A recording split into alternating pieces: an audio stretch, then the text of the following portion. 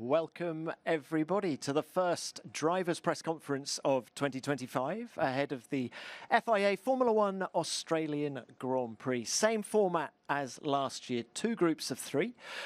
And as you can see, we're joined now by reigning world champion Max Verstappen and the 2 Aussies, Oscar Piastri and Jack Doohan.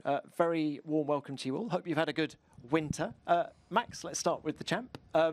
How are you and what sort of shape are Red Bull in as we embark on this new 24-race campaign? Yeah, all good. What kind of shape? Positive shape, I guess. I don't know. Guess we'll find out more this weekend and after. But yeah, we'll try to do our best. I mean, there's not really much more that we can do. I think, testing is not many days, so we found that there are already a few areas that we can work on. And that's what we'll continue to do so. What did you learn in testing, particularly that final day when you were in the car the whole time? Is the car a step forward over the car that finished last year? Yeah, I think naturally there's an improvement. But I think I've said it before. There are still things that we want to improve on and do better. Now, naturally, this is, of course, also a different track to Bahrain. So that already will feel a bit different to drive the car here. But yeah, step by step. Are you expecting a tighter season this year compared to last year? Impossible to know at the moment. I mean, I know that we are not the quickest at the moment, but again, it's a very long season. If you would have asked that question here last year and then at the end of the season again, it looked completely different. So a lot of things can always, change quite quickly in Formula One. All right, Jack, thank you very much for that. Good luck this weekend. Jack, can we come to you now? Your first home race, a huge moment for you, a huge moment for your family. Just describe your emotions sitting here now. Yeah, to be honest, I'm super keen just to get on the track. Been so much build up, a long time since we finished in Abu Dhabi, it feels now. So I'm excited to get to tomorrow, FP1 underway, and enjoy actually driving these race cars. What goals have you set yourself for the weekend? To enjoy each time on track, because number one, that's why I'm here, because I enjoy what I do, and to work hard with the team, ensure that we extracted everything we could from Bahrain pre-season testing and put that into play for this weekend, and then deliver on track, whatever the car's potential is. You mentioned the potential of the car. Tell us what you learnt in Bahrain. Same question as I asked Max, really. What sort of shape are you in? I think it was positive. We got 55 laps more as a team than we did in the previous pre-season testing. The car was reliable. I was comfy in the car. Got to get a good grips. Obviously, Bahrain was strange conditions, not typical temperatures, high winds. So let's see. It's going to be looking super hot, especially for Saturday here. But it's difficult to give you an answer. But we're going to find out very soon for sure. We are indeed. Good luck. Enjoy it. Thank you, Oscar. Coming to you now. So, no Australian has won the Australian Grand Prix. Could this be the year? Ever, I don't think. I don't know.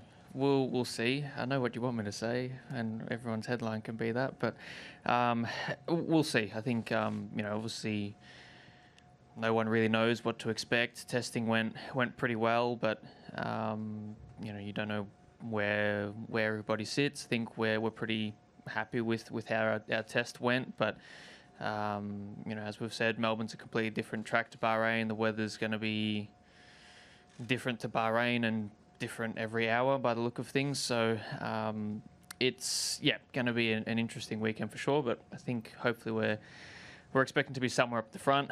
Whether that's right at the pointy end, we'll wait until Saturday, I think.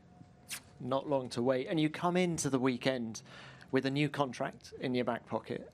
Tell us why you decided to commit to McLaren long term. It was from both sides, really. So, I was already signed up for this year and next, but it felt like just a very natural progression to sign for even longer term. So, obviously last year was an incredible year for the team. I think my 2 years at the team have been pretty incredible, starting from where we were when I joined to being Constructors Champions now. It made a lot of sense in my mind to try and continue that and build with the team. Obviously myself and Lando are both there for a long time now. Andrea is on a long-term contract. Zach, our key technical staff as well. So yeah, for me it seemed like a no-brainer, and I think it was reciprocated from the team as well. All right. Thank you for that, all three of you. Let's now open this to the floor, and as was the case last year, we will start with the broadcasters. David. David Croft, Sky Sports F1. Jack, Oscar, Max, lovely to see you all again, and good luck for the weekend.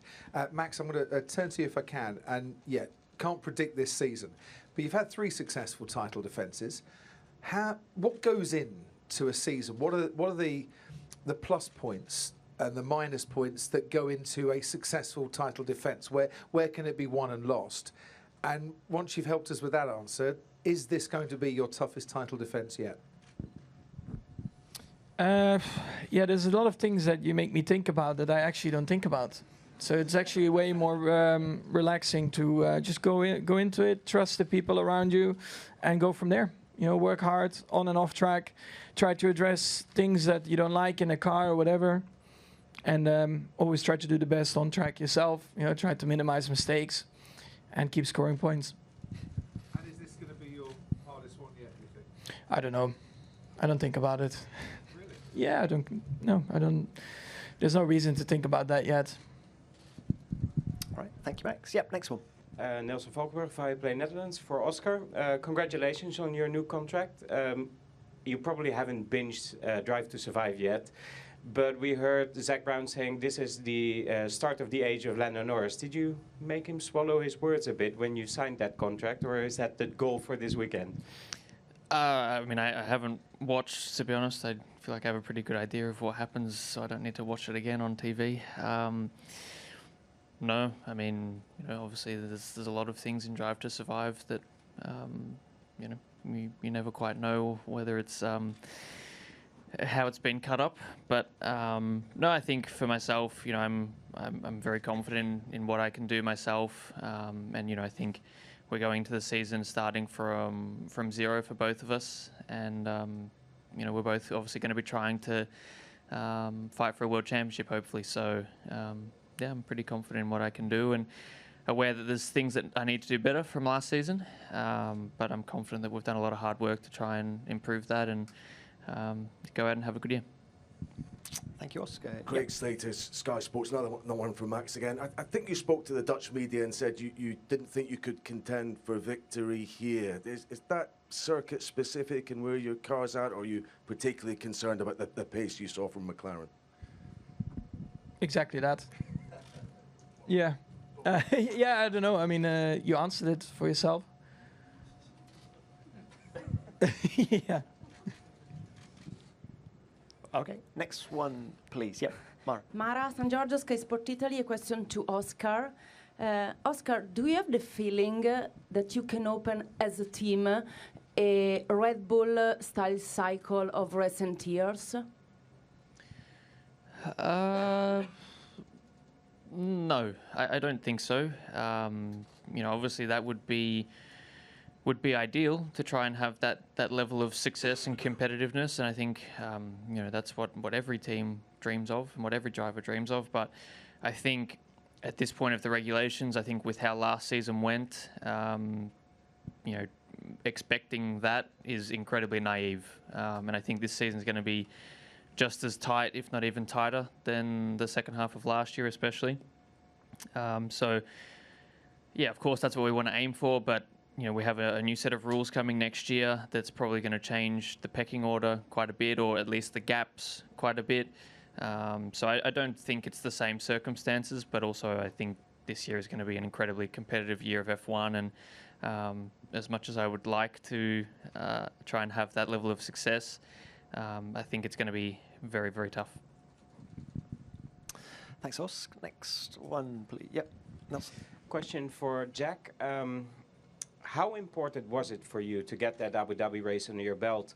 And since you're part of a big crop of rookie drivers this year, until when are you a rookie? Because there are some drivers who have done a couple of more races as well who are still being called a rookie. So where's the cutoff line there? But mainly, how important was Abu Dhabi for you? Yeah, Abu Dhabi was important.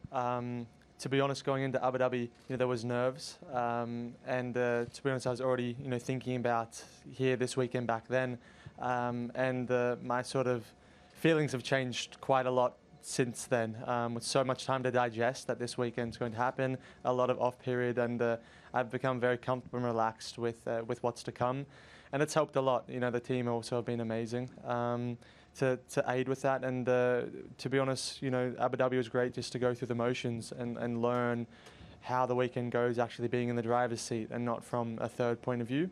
And to answer the rookie question, I don't really know. I guess. Technically, maybe I'm not a rookie after doing the end of last year race, as it's not officially my debut. But I'm sure after a few races, you can't be called a rookie. It's a difficult one. I think that depends on anyone's opinion. So Liam is not a rookie, right? I wouldn't say so. Typically, no. Well, he's raced in 2 different seasons now, right? In a few seasons, I wouldn't officially say that. Oscar, when did you stop feeling like a rookie in Formula One? When I signed my contract again yesterday. No, I think you're constantly learning.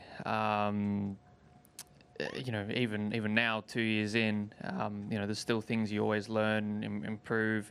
I'm sure if you ask Lewis and Fernando, it's still the same however many decades later. So I think after the first race or the first couple of races, especially, it's a pretty tough circumstance to have your second race be a home race. But I think once you get some of those big milestones out of the way, you start to feel a bit more comfortable and have a good few results on the board. That always helps the nerves as well. All right, thank you. Let's go to the next one. Yep. Aldona Marciniak, 11 Sports, that's for Oscar.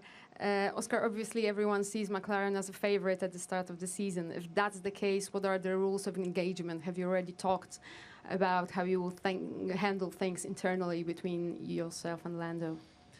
Yeah, I mean, we're starting from a clean slate, and ultimately whoever's going to be faster out on track is going to be who wins and who finishes higher if it's not winning. So we're very much clear on how we're going into the season, and that's racing each other and trying to hopefully fight for wins. So it's all very clear. We've discussed a lot of it from last season and how we managed the back end of last year, and I think this year starting from zero again, we're both going to be trying our best to win.